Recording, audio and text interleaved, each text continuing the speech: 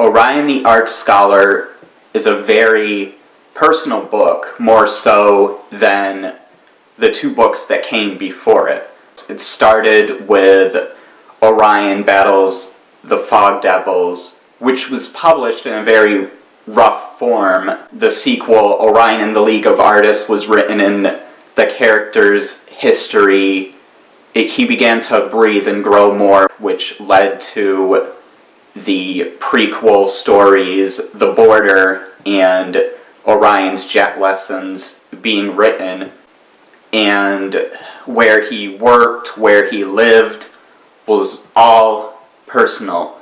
Orien Battles the Fog Devils was rewritten, and the character's history was completely fleshed out and changed from that original rough draft.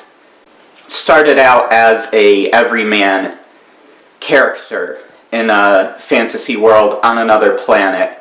There was not a lot of history and background in the rough draft.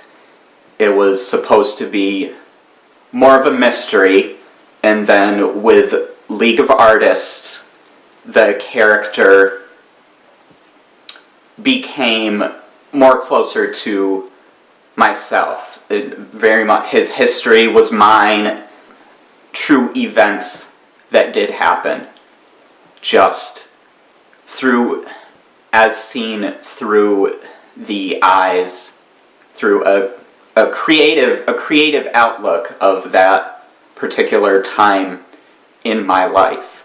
How I saw myself at the time that I was living those events. I was a defiant teenager in middle school.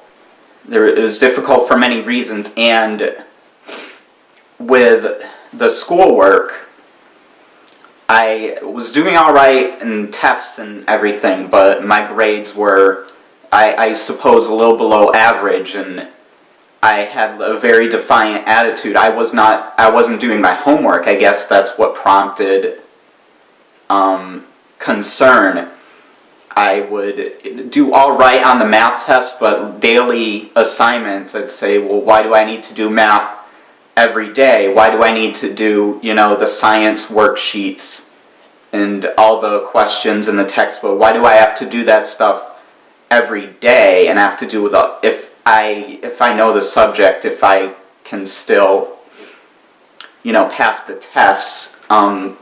What was the point of homework? And I would say that, and then somewhere it led to concerns, and they were getting different opinions from the school therapist, the guidance counselor, which in my mind I was thinking, they're taking all this, they were giving me all this tests. In my mind I'm thinking, they're going to determine that I'm a genius, that I'm some wunderkind or a prodigy, and put me in a special school, which to some extent that happened. It reminds me of an old Simpsons episode where Bart is given testing to determine that he's a genius, and he actually switched tests with another student, but the fact that Bart was an underachiever and defiant was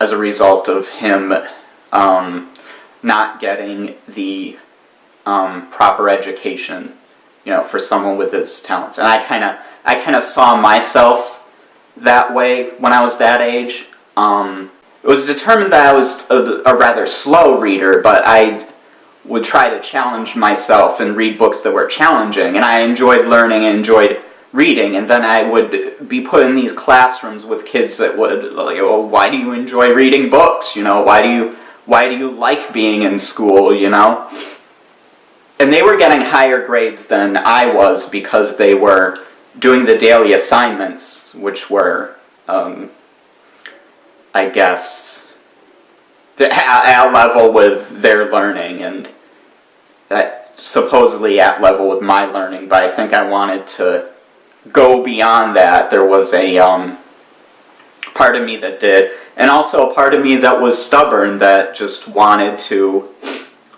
to learn and not write up papers and do all the worksheets. What ended up happening is they diagnosed me with a disorder that was unknown to most people at the time, which is Asperger's syndrome. You know, they considered various different things. I was put on medication. They thought that the medication was working. It was muscle relaxers to control the stuttering and the facial tics, which they determined that the medication was working because my speech had improved. Looking back now, the way I see it is my speech improved because my mind wasn't as active, because the medication, the drugs, kind of dulled the senses, you know, made my I was almost like a zombie. So then I didn't have as overactive imagination, which it seemed good at the time. Like, my brain isn't, my speech has improved. It's become more straightforward, my thinking more straightforward, but at the same time, the creative energy was good. That shouldn't have happened. And there were and I don't think that medication, that was necessarily a bad idea, that I was put on medication, but, and then it didn't make me more depressed or anything. The depression and everything was, you know, there were other factors. You know, my parents being divorced. I made, you know, the transition from elementary school to 7th grade, and then the transition from 8th grade to 9th grade.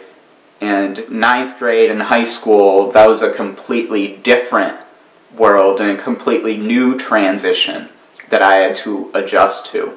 And 9th grade, there's political things going on in the world, politics, 9/11. You know, you'd watch the news programs, and there was a lot of other stuff. And that, I try to recreate some of that in the Orien books in the background on planet Promythica, where there's a history with an evil sorcerer from long ago, and I borrow from Lord of the Rings, Harry Potter, some of the, you know, it's a very basic villain, sorcerer, evil kind of character, and borrow from things like Bradbury's Martian Chronicles in creating a world that was settled, and then the natives that were living there, turmoil that led to the natives seeking refuge in the hills, like the Martians in Martian Chronicles, and also drawing parallels to the settlement of America and the Native Americans, American Indians,